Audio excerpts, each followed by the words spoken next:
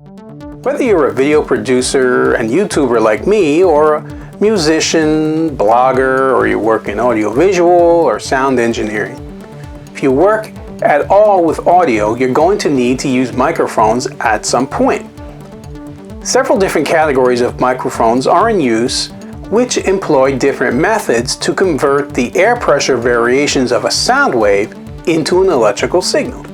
By the time this video is done, I'll explain to you 8 different categories of microphones that are commonly available, as well as some that are pretty rare and we don't use anymore, to give you a very thorough understanding of each so you can make an informed decision on what kind of mic to get when it's time to get one for yourself, so hang on till the end.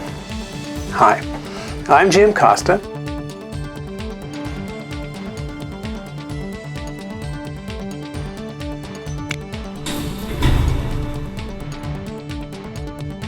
I'm a videography, photography, and technology guru, but you can call me a dadographer.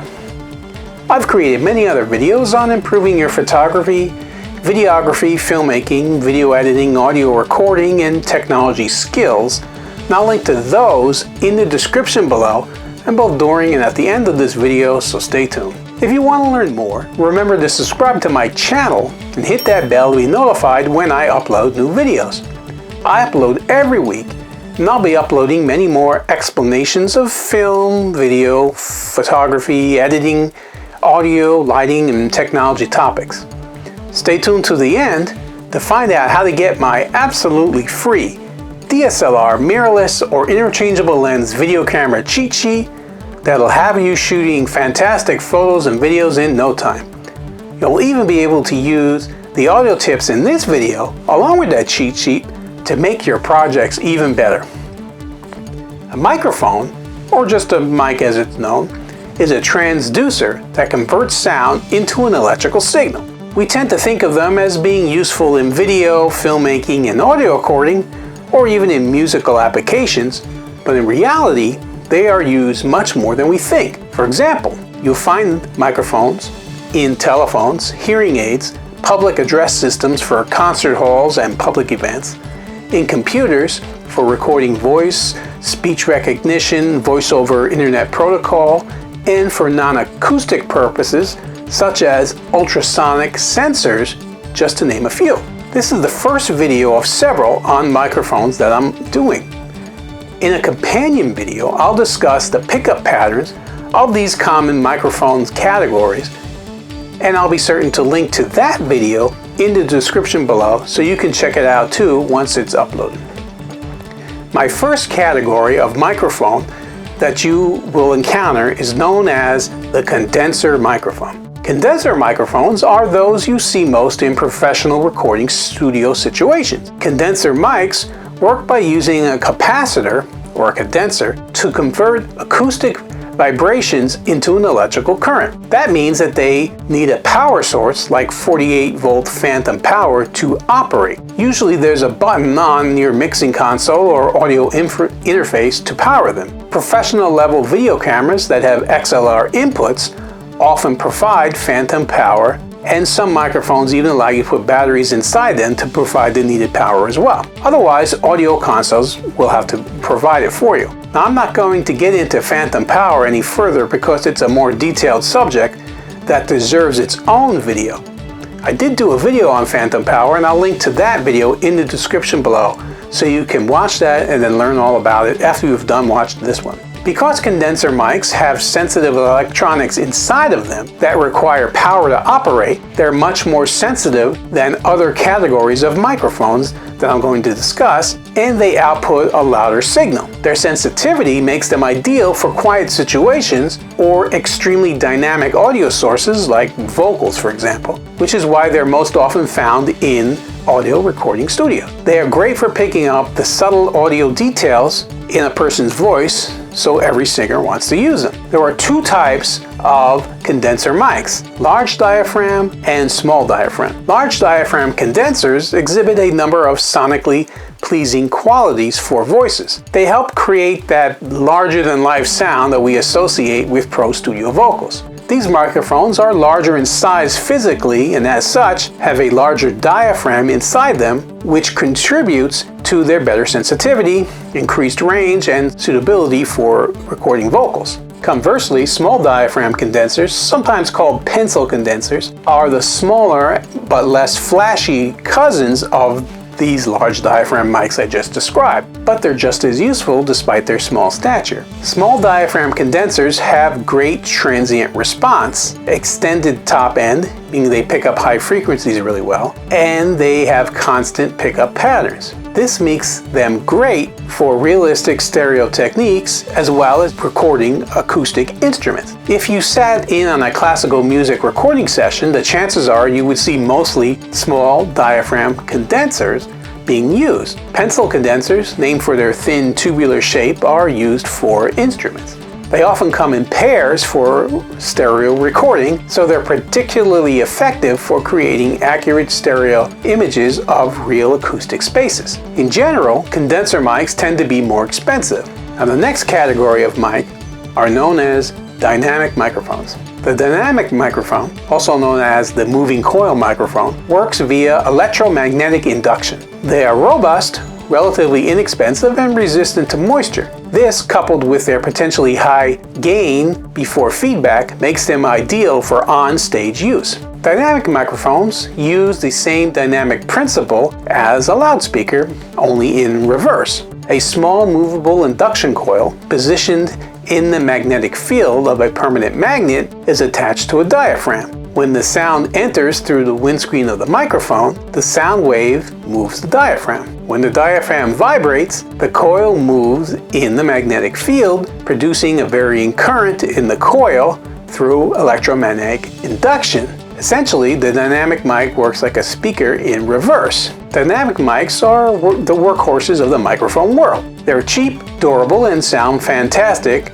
on some of the most common sources in video recording. Additionally, dynamic mics are what you usually see a singer singing into during a show on stage. They can be used on absolutely everything, but there are some parameters. Usually, dynamic mics are best when used close to the audio source. In other words, the mic can't be too far away from the sound source. They're a natural choice for loud sources like drum kits or close to guitars. They are very affordable and versatile. Chances are, if you've purchased an external mic for general use, it's a dynamic microphone. In fact, the microphone that I have right here, the lav mic that I'm using, is in fact a dynamic mic. The third category of microphone is known as ribbon microphones. Ribbon microphones use a thin, usually corrugated metal ribbon suspended in a magnetic field. The ribbon is electrically connected to the microphone's output, and its vibration within the magnetic field generates the electric signal. Ribbon microphones are similar to moving coil microphones in the sense that both produce sound by means of magnetic induction.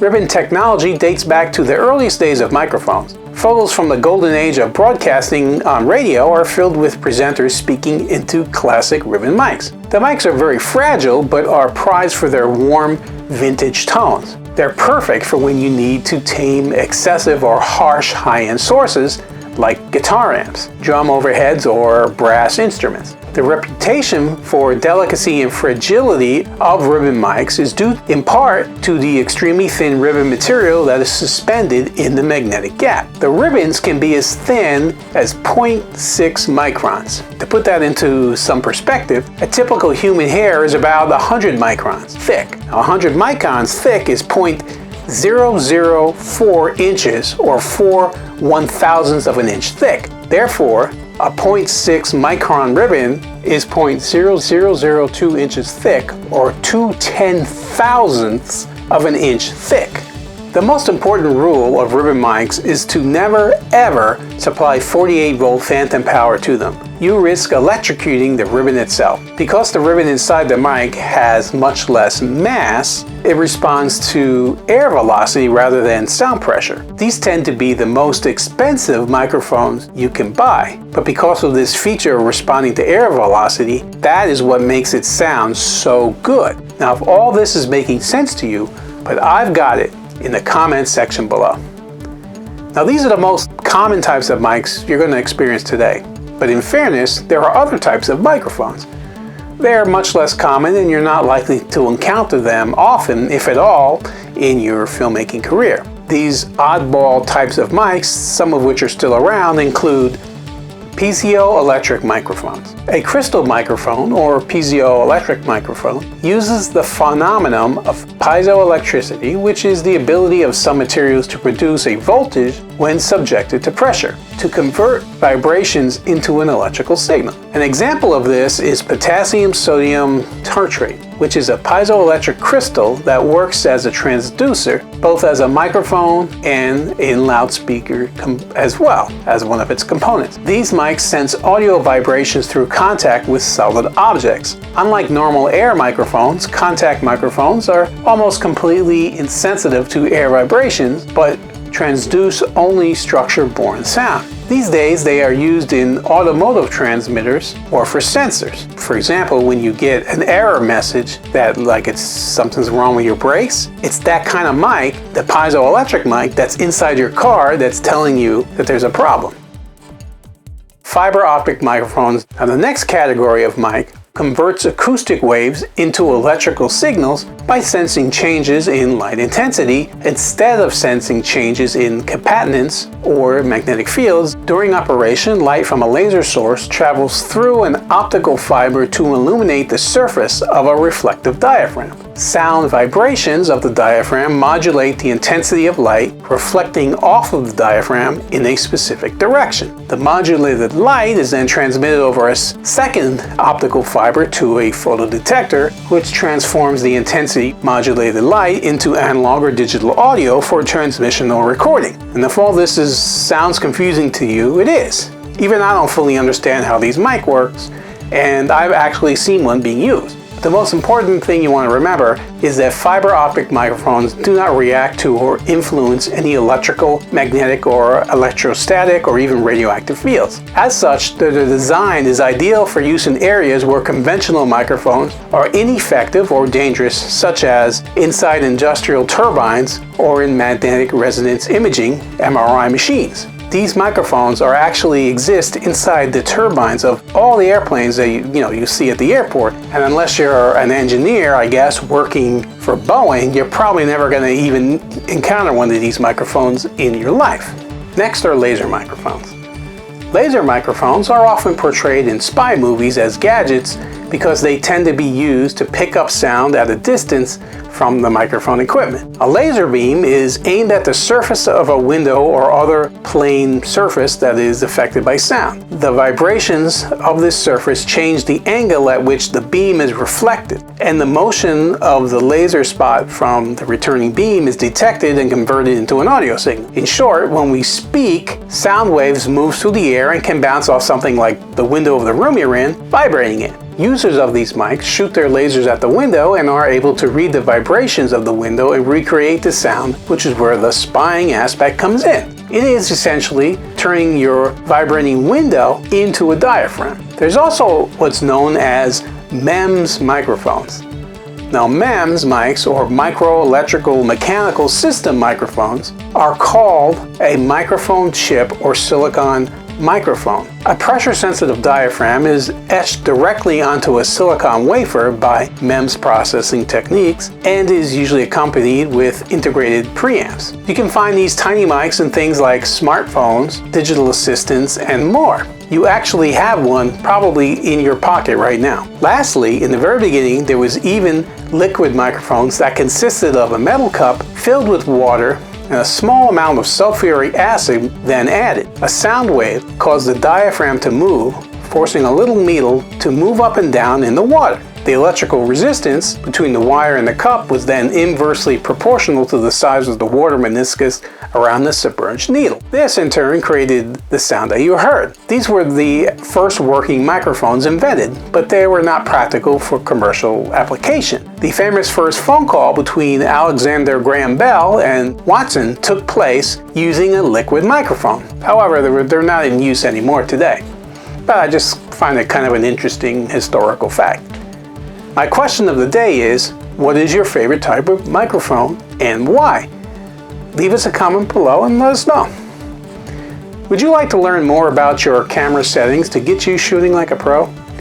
I've created an absolutely free cheat sheet for you on all the best camera settings for your DSLR, mirrorless, and video camera that will show you the settings that will allow your photos and videos to look fantastic. The link to get that cheat sheet is just below in the video description. I've also created cheat sheets on other topics such as video editing, and now even offer training courses on video editing using Adobe Premiere Pro, which is part of the Adobe Creative Suite, and soon I'll have others. I'll link to those cheat sheets and training courses in the description below as well. Do you want to see more videos like this? Follow my YouTube channel, jimcostafilms, for more. Think what you saw was great? Like it. Do you have an opinion? Comment below. Know someone who could benefit from the information I provided? Please share the video. Do you want to learn even more? If so, then connect with jimcostafilms on social media and online, on Facebook, Instagram, Twitter, YouTube, and the web. I currently have over 4,300 videos on my YouTube channel, jimcostafilms, so feel free to check out many of my other videos for great tips and suggestions. If you followed me for a while now, you may know that I have a community of photographers, videographers, and filmmakers, just like you, on Facebook, where I share pro tips and tricks. It's called Video Producers and Content Creators. I love new members who want to share their work and learn from others, or even help others if they have knowledge they want to share. You'll find the link to that group in the description below as well. Feel free to join it on Facebook and you'll learn even more.